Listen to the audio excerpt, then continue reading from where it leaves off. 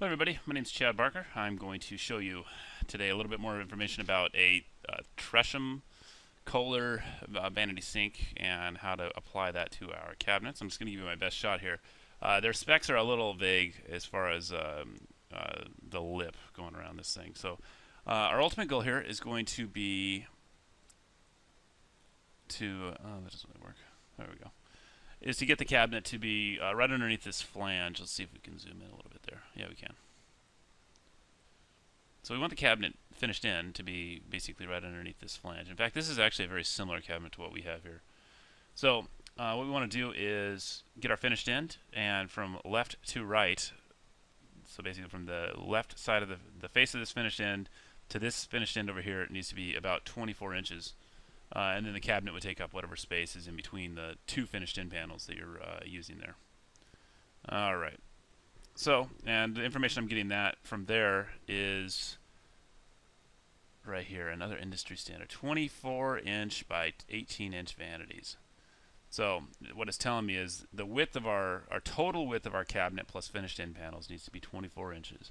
The depth needs to be about 18 inches or so, right in there. And just by looking at this, they most likely installed that on their part there as well. The only thing that's kind of odd, and let's explore this just a little bit, is 18 inches. So that's from the, assuming that that's going to be from the back to the front of the cabinet case, which is the industry standard, so that'll have to work. Okay, so let's get to it. Let's build it. See what this thing looks like. I'm going to open it up in Cabinet Vision, and we are going to get started. Okay, so what I'm going to do is just put together a real quick vanity here, and it's going to go into some base cabinets. I'm going to just assume that we're going to be using a two-door sink cabinet. We know that the total width of our vanity here needs to be 24 inches. We also know that we need to have a couple end panels on the side.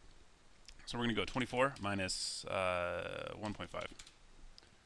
Depth is 18 from the back wall to the front of the cabinet case. Now, not including the doors, of course. We never include the doors.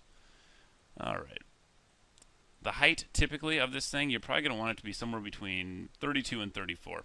Now, a lot of people are ordering them about standard base height. A lot of people, that's kind of the more trend, is to make them a little bit taller. I'm going to make mine 34, just for fun. And I'm going to add a couple of finished in panels. And I'm going to show you some different options here you can do that's kind of cool as far as finished in panels are concerned. In fact, I'm just going to increase this back up to 34.5 because I'm 6'4" and I like a little bit taller vanities. So first of all, you can make sure your finished in panel is ordered. You can order your finished in panels at two different depths. You can order them, in this case, you can order it at 18 and 5/8. We offer the 18 and 5/8, and that's where the face of this finished in panels is going to be a little bit more flush with the edge of the door. And that's kind of similar to what they have going on here. Notice how the face of their finished in panel, which is this big wide style thing, is almost flush with the edge of the door, as you see right there. And there's about 1/8 of an inch difference. In fact, that's kind of our same standards. That's kind of cool. Okay, where was I? Okay, so pretty much that's it. You can run these finished in panels down to the floor if you want, and that's going to make it look similar to this. Now, obviously, you're going to need a toe skin. And then you put the sink right on top of that. So when it's all said and done, it kind of looks like that. Or what you can do is you can order these base finished in panels 4 inches shorter. So in that case, we're going to order these base finished in panels at 4 inches less than that. And then we're going to wrap the toe kick around the sides. Not my favorite way of doing it, but it's an option. So what I have here, I got a base two-door cabinet. I got a finished in panel on the left and the finished in panel on the right side. Looking at it from plan view, I got a 22.5-inch wide two-door base cabinet, two-door base sink cabinet, sorry. And then I got 3/4 inch on the left and 3/4 inch on the right. Now the total width of this is all 24 inches. So we got to make sure we stay into that deal. And then the depth of the cabinet case is about 18 inches, which that's not right. So that's kind of your second option. Now, let's do something a little bit more fun with it, because you can do anything you want with custom cabinets. What I'm going to do is I'm going to start off with a wide style finished in panel. And that's kind of what they were doing there. I'm going to use a 2-inch wide style finished in panel. Well, actually, let's see. What did they use? Doesn't look too bad. That looks like a 3-inch to me. Like a real beefy side piece there. It kind of has some columns going down to the ground. Okay, so we got 3 inches. So we know it's 24 minus 6 is the width of our cabinet. So 24 inches is our total width, minus 3 inches, you know, for this cabinet number 42, and then minus another 3 inches for the one we're going to put on the other side here. Good.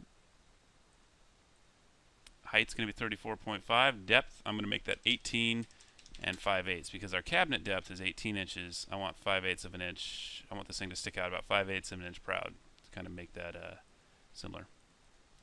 All right, now what do we got? Getting back into it, we got 24 inches there. That's no problem. And 18 inches in depth. Let's take a look at this thing in 3D.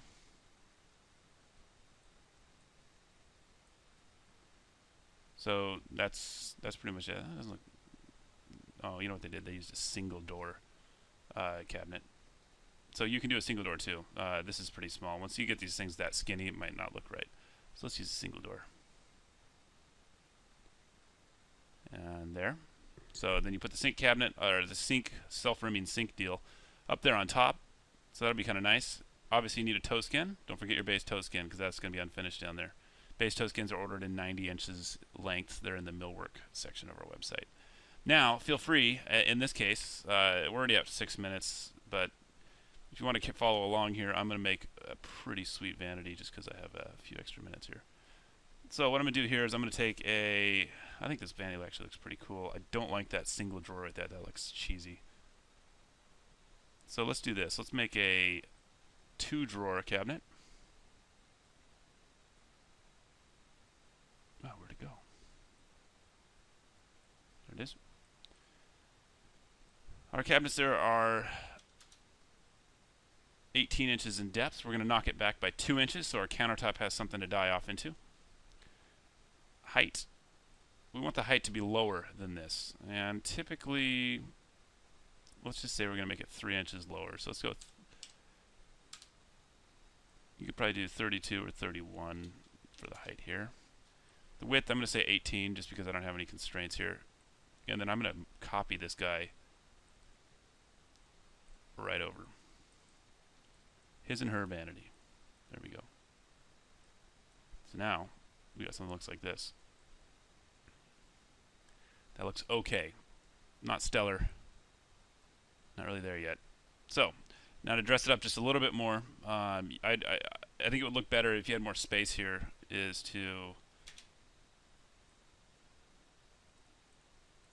I'm gonna make this thing just a little bit wider just because I am living in a world where I have unlimited, oh, that's not right, limited space.